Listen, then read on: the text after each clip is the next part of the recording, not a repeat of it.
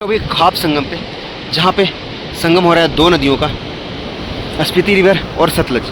ये देखो जो सामने है ये हमारा तेज वेग के साथ, ये है सतलज, और राइट साइड से जो आ रही नीले पानी में वो है स्पीति। यहीं से स्पीति वैली का सफ़र शुरू होता है। ये देखो यहाँ से शुरू हो रहा है स्पीति वैली का सफ़र, और यहाँ पे स्पीति रिवर सतलज से मिल करके खाप संगम निर्माण करती है।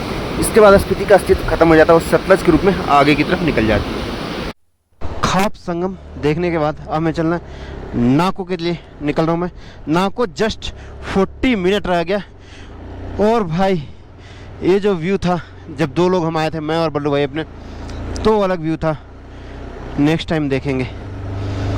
फिर ईजिली आ सकते हैं, उतना टफ रास्ते नहीं है, बहुत सारी चीज़ें सही हो गई है। आप आओ, अभी आपके पास अभी टाइम है, मई जून पूरा पड़ा हुआ है। मई जून में आ सकते हो आप कभी भी।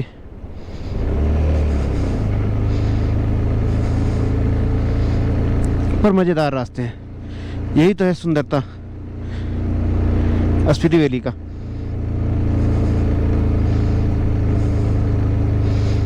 सुंदर नज़ारे आप लोगों के लिए स्पीति वैली के। वाह, ये देखो आप, हाफ टनलिंग, इस तरह से पत्थर लटके पड़े हैं।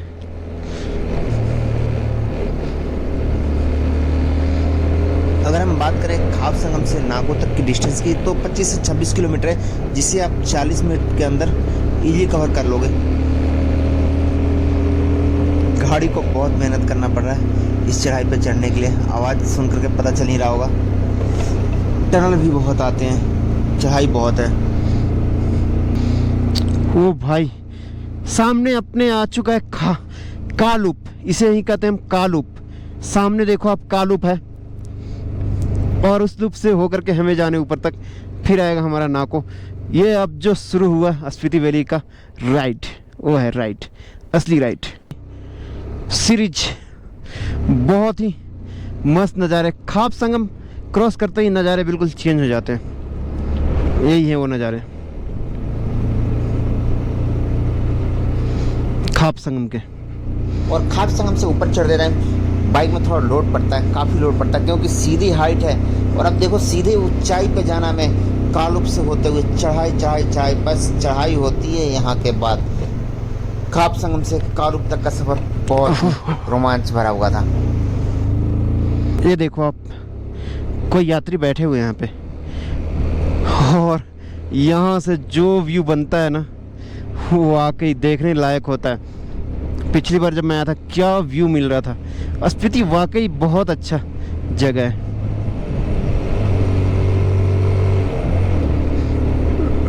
गाड़ी बस दिक्कत ना कर दे। ये हमारा जो सफ़र अब जारी है, ये है कालूप के ऊपर, और इस पूरे लूप से होते हुए जाना है हमें ऊपर तक। पूरा लूप है, इसी तरह से काफ़ी ऊपर तक हमें जाने इस लूप को क्रॉस करते करते। देखो पत्थर गिर रहे हैं। अब देखो कितने सारे पहाड़। ओ भाई, यही है हर बाइकर का ड्रीम राइड, स्पीति वैली। इसी को कहते हैं असली रोमांच। एक डेडलीस्ट रोड, इसी तरह से आपको चलने हैं, बस ध्यान रख करके। छोटे छोटे पत्थर भी गिर रहे हैं। काजा का नज़ारा ही कुछ और होगा। ये मुझे रात में तो काजा नहीं पहुंचने। और देखो बीआरओ को सैल्यूट है, ये लोग काम कितनी तेजी से करते हैं।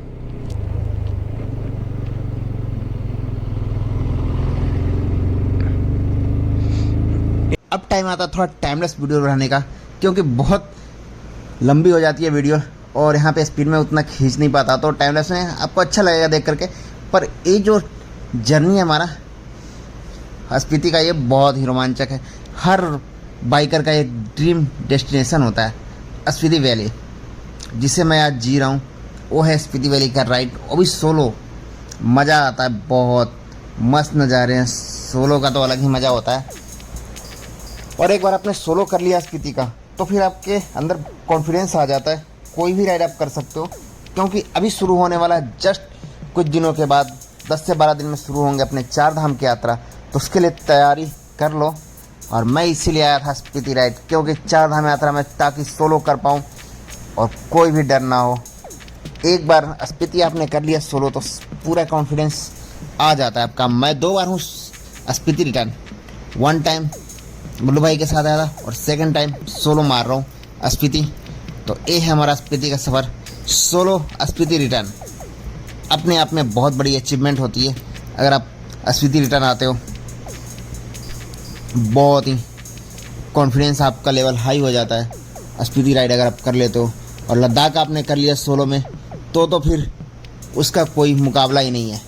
और ये जो अब मैं चढ़ाई कर रहा हूँ ये पूरी चढ़ाई कालुप की चढ़ाई है और भी आप देखो आगे तक कालुप ख़त्म नहीं हुआ, अभी चढ़ाई करनी है बहुत लंबी कालुप की चढ़ाई। और सैल्यूट है BRO को जो हर मौसम में डटे रहते हैं सड़क निर्माण में, जिनकी वजह से हम इतनी सारी अच्छे व्यू देख पाते हैं। यहाँ तक जो हम पहुँच पाए इसमें बहुत बड़ा योगदान रहता है BRO का। BRO जो कि बॉर्डर एरिया में सड़क निर्माण का कार्य करती है। और अब नज़ारे देखो, सामने क्या बादल है आसमान में, क्या पहाड़, ये पूरा मृत पहाड़ जिसे कहते हैं डेडली पहाड़। इन पहाड़ों पे आपको पेड़ एक भी नहीं दिखेंगे, बस ऐसे ही रहते हैं यहाँ पे। और आप परेशान मत हो, यहाँ के बाद बारिश नहीं होता इधर, काजा तरफ बारिश बहुत कम होते हैं। अगर बादल है तो स्नो ही गिरेंगे, बारिश का कुछ भी नहीं है यहाँ पे, स्नो। और यही तो है खूबसूरती अपने इंडिया की, स्पीति वैली की, हिमाचल की। इंडिया में ही इतने अच्छे पॉइंट है, इतने अच्छे स्पॉट है, तो बाहर जाने की ज़रूरत ही क्या है। यही है अपना सफ़र स्पीति का, सोलो ट्रैवलर स्पीति वैली पे जा रहे हैं हम लोग। बस ये देखो पहाड़ बिल्कुल ऐसे ही होते हैं यहाँ पे, ज़्यादा कुछ नहीं होता।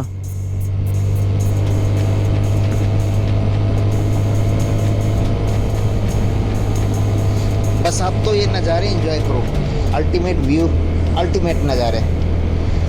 ये देखो जी बैठी हुई आंटी,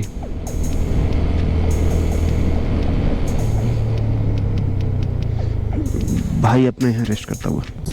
खाप संगम से ऊपर आते ही मेरे हमें मिलता है कालुप, जो कि देखो वहाँ नीचे खाप संगम स्पीति रिवर और वो लूपिंग पूरा लूप होता हुआ ये आता है, पूरा लूप है ये अपना कालुप। ये आ गए अब हम कालुप से ऊपर। अब जा रहा हूँ मैं नाकों के लिए। अब नेक्स्ट स्टेज वहीं पे रहेगा, नाकों में ही। अभी हमारा डे 3 चल रहा है और मैं पहुंचा अभी कालुप के ऊपर, और अगला हमारा जो स्टॉप होगा वो होगा नाकों में। डे 3 है और 4 डे हमें काजा में ही रुकने। आज कोशिश करना है कि हम काजा पहुंच जाए। ये सुंदर नज़ारे देखते हुए आगे आता है हमारा मलिंग नाला। मलिंग नाला के बारे में आपने सुना ही होगा, कई यूट्यूब वीडियो में देखे होंगे, कई जगह सुने होंगे। सबसे डेंजर रास्ता वहीं होता है, पर जिस तरह के अभी रास्ते हैं, ये जो रास्ते दिख रहे हैं आपको सामने, इसके अकॉर्डिंग तो लग नहीं रहा कि उतना कुछ होगा। अब नॉर्मल हो गया होगा, सारा चीज़ बन गया होगा रास्ते। पहले बहुत डेंजर हुआ करता था और अभी तो बहुत सही रास्ते बन गए पूरे। देखो कितना अच्छा बना हुआ अभी रास्ते। और ऐसा भी है कि आप 50-60 आराम से खींच पाओगे। हिमाचल की यही बात अच्छी है कि यहाँ पे ज़्यादा घुमाव नहीं होते। पहाड़ी रास्ते होते हैं पर घुमाव कम होते हैं। अभी देखो कितना ऊपर तक मैं जा रहा हूँ, ऊपर चढ़ता जा रहा हूँ, पर घुमाव कम है, इन्होंने बैंड कम है, तो अच्छा खासा स्पीड मेंटेन हो जाता है। ऐसे अगर रास्ते हों पूरे रास्ते स्पीति तक तो कोई दिक्कत नहीं होगा।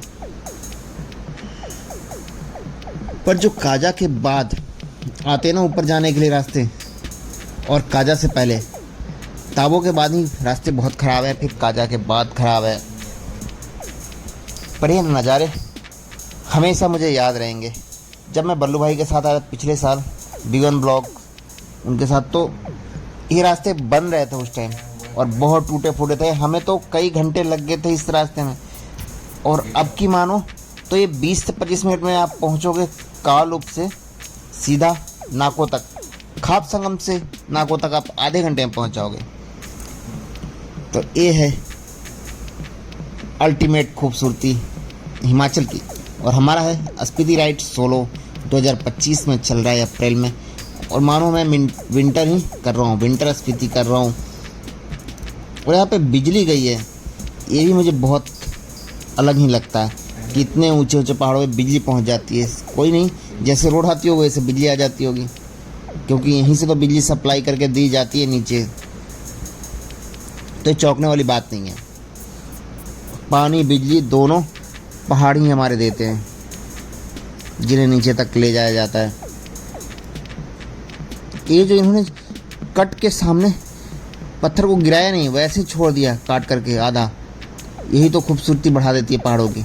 और थोड़े रोड खराब आए हैं हमारे, पर इतना चलता है, कहीं कहीं है, बाकी तो पूरा रास्ता ही सही है। इतना अच्छे रास्ते थे, कितना सही क्या कहो। बस यही है कि पत्थर लटके रहते हैं ऊपर से। और ये फिर से आया एक कर्व, अब थोड़े कर्व आ रहे हैं, बाकी तो बहुत सही थे। और मुझे जाना है इन रास्तों को करते हुए सीधा ऊपर तक।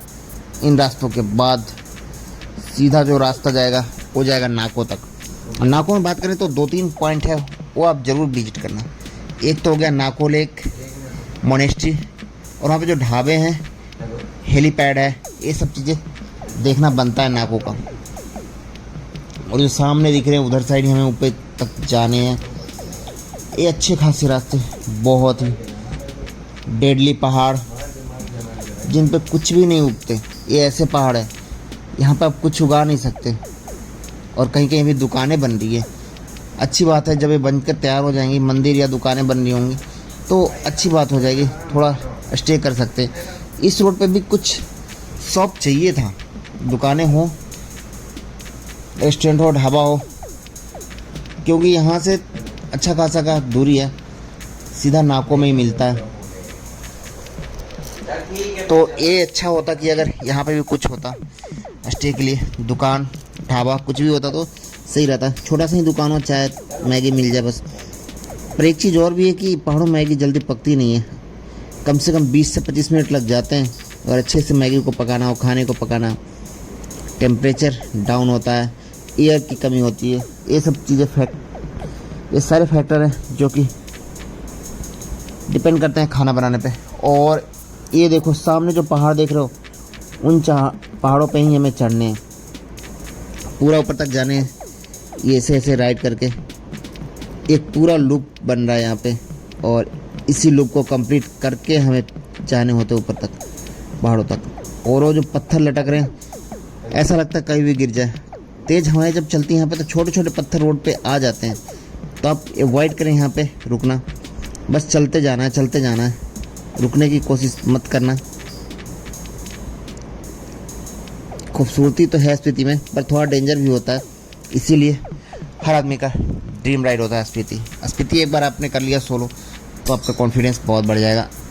और फिर से आया हमारा एक लूप टाइप का, इसे भी कंप्लीट करने में फिर पहुंचने हैं नाको तक। नाको में मैं आपको दिखाऊंगा नाको लेक, वहाँ तो जाना बनता है। और नाको का हेलीपैड भी बहुत फेमस है, वहाँ पे भी देखेंगे कैसा हेलीपैड है, कैसा नाको लेक है। सुना मैंने भी बहुत है। पिछली राइड में मैं जा नहीं पाया था, पर इस बार ज़रूर जाऊंगा। ओ भाई बहुत हाइट है।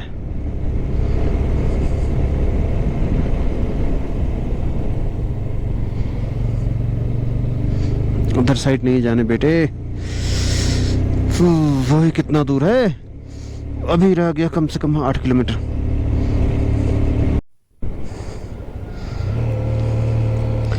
चलो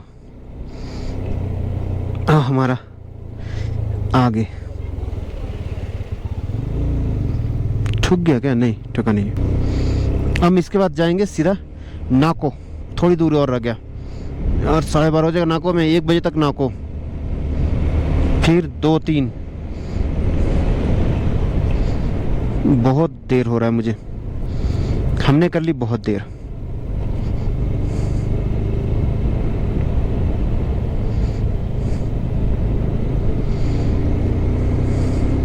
मलिंग नाला सामने आने वाला है, अब आने वाला है मलिंग नाला 10 किलोमीटर।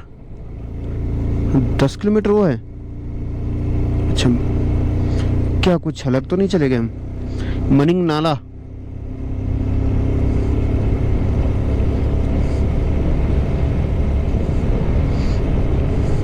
जब मनिंग नाला आएगा तब देखना आप। ओहो, क्या नज़ारे भाई साहब। ये है असली लाइफ। और नीचे तो देखो आप, नीचे कितने कितने नीचे से हम लोग आ रहे हैं वहां से।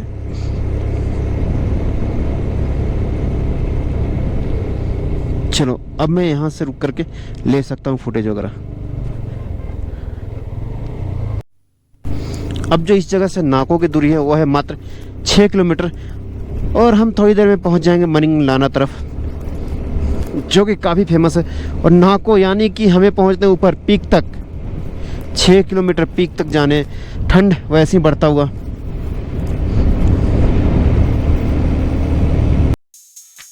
और 6 किलोमीटर का और ट्रेवल करके हमें पहुंचना है नाको तक। एरिया रिमोट तो होता है, पर कहीं कहीं आपको लोग मिल जाएंगे। और आप भी ध्यान रखना कि अगर कोई रुका हो साइड में तो उनसे ज़रूर पूछ लें क्या कोई दिक्कत तो नहीं। ऐसा हमारे साथ भी हुआ था, हम भी रुके हुए थे, मेरा मेमोरी कार्ड गिर गया था एक जगह पे, पर बार बार लोग पूछ रहे थे जो भी मिल रहा था। तो आपने भी ये चीज़ ज़रूर करना कि हर किसी का हाल चाल पूछते रहना। एक रिमोट एरिया है तो यहाँ पे इसी तरह से एक दूसरे का सहयोग बहुत ज़रूरी है। तो देखो जैसे भाई लोग खड़े हैं तो इनसे पूछ लिया क्या कोई दिक्कत तो नहीं भाई। इस तरह से आगे एक दूसरे को सपोर्ट करते हुए निकलना आपको है। देखना चाहिए सामने का पीक, क्या नज़ारे हैं पीक से।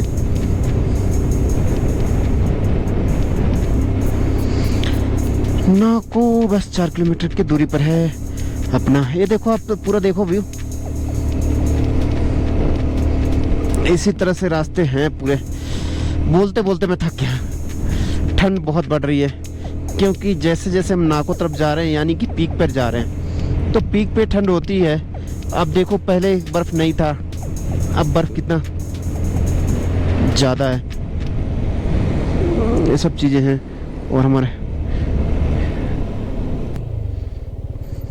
वो देखो आप, ओ गॉड क्या मस्त नज़ारे हैं यहाँ से, तो मज़ा ही आ गया।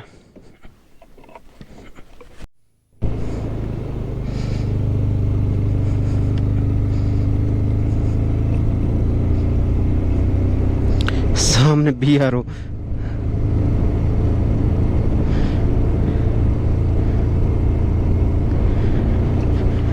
और अब आएगा मनिंग लाना।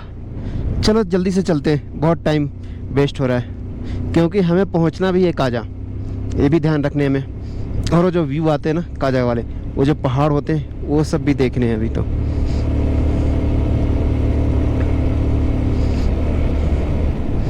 और एक गांव छोटा सा, बच्चे क्रिकेट खेलते हुए, और ये बच्ची ने कोई लाल ही नहीं लगा रखा, उतनी लाल है ये। और छोटे छोटे घर, ये घर गर्म रहते होंगे।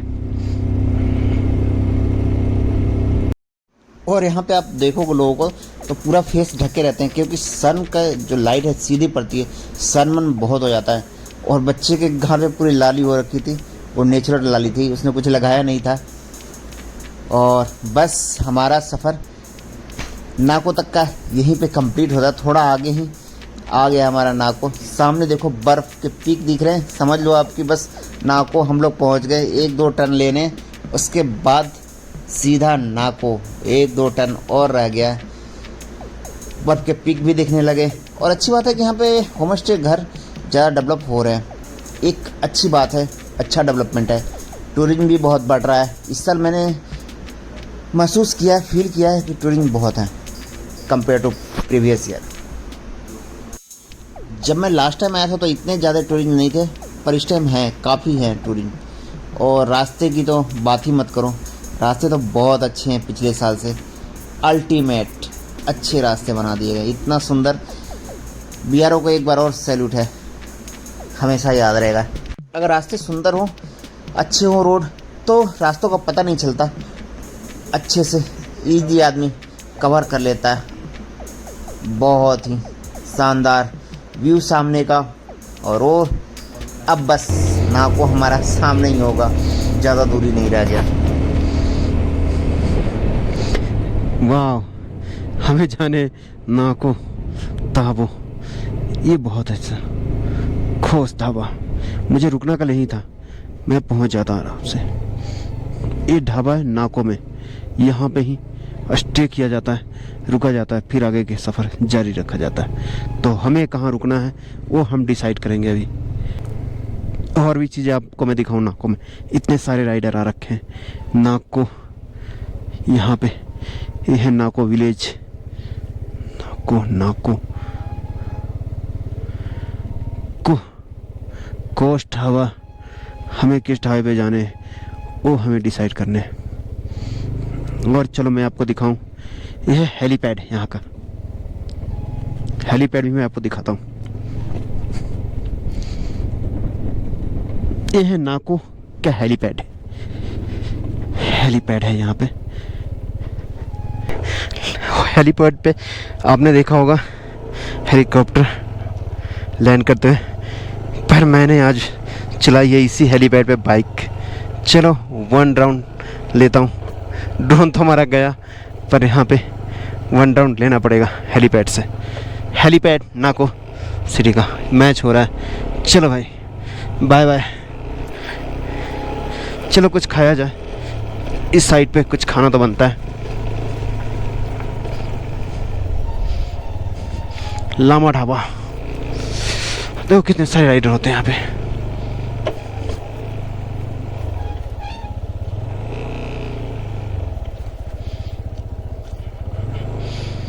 भैया कहीं रुकते, यहीं कुछ खाते हैं। अब इसके बाद मैं जा रहा हूँ नाको लेक जाने। नाको में आ रहे हो तो नाको स्टे करो, या फिर नाको लेक मोनेस्ट्री, ये सारी चीज़ें अब कर लेना। Green Tara home, lake view home stay यहाँ पे। इसी से होते हुए मैं जाने नाको लेक के लिए। देखता हूँ, लोगों ने बताया 1 किलोमीटर है आपका नाको लेक, तो देखने पड़ेंगे क्या है, कितनी दूरी है। अभी तो मुझे भी नहीं पता उतना सारा, बस मैं चल दिया हूँ यहाँ से।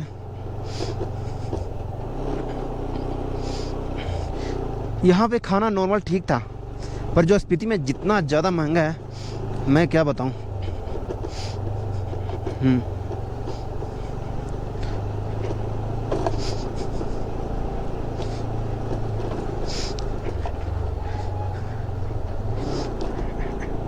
ये देखो, यही है नाको का पूरा विलेज। यहाँ पे नमस्ते झूले में बदल जाता है। आप आओ, यहाँ पे होम स्टे बहुत सारे नाको में, 1 डे स्टे यहाँ पे बनता है आपका। और गलियों में घूमना, सारी चीज़ें।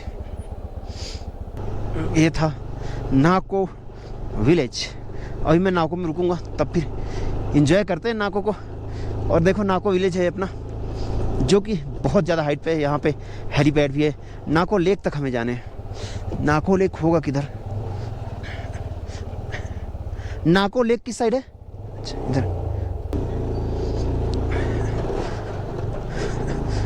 बाइकों का फायदा यही होता है।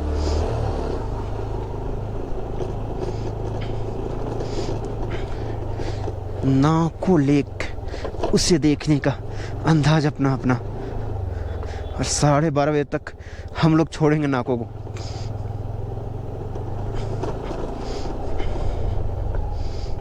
क्या बाकी चीज़ें तो हो गई। बहुत स्लिपी हो रहा है। ये है नाको के गांव, जहाँ पर स्टे करते हो नाइट में। पूरा गांव मैंने एक्सप्लोर किया, और भी गोप्रो से। नाको लेक किधर होगा? नाको लेक किधर है? अच्छा, नीचे जाना पड़ेगा। ज़्यादा दूर है क्या? इन सीढ़ियों से होते हुए 1 से 2 मिनट का सफ़र तय करने के बाद गाड़ी पार्क कर दो ऊपर, फिर 2 मिनट का सफ़र होता है। उसके बाद आप पहुंचते हो नाको लेक। व्यू में 4 चांद लगा दिया, और फिर यह आता है एक छोटा सा, इस तरह से क्रॉस कर लेने में फिर मैं पहुंचता हूँ नाको लेक के जस्ट सामने। ये रहा अपना नाको लेक। वाकई सुंदरता का एक मिसाल नाको लेक। ये रहा लेक, पवित्र लेक। चारों तरफ होम स्टे बने हुए, और हम लोग जो अभी आ रहे थे ऊपर से हमने आया वहाँ से। ये एरिया पूरा नाको लेक का। मैं बात करूँ इस प्लेस की तो खूबसूरती काफ़ी अच्छी है, बहुत ही प्यारी व्यू आ रहे हैं यहाँ पे।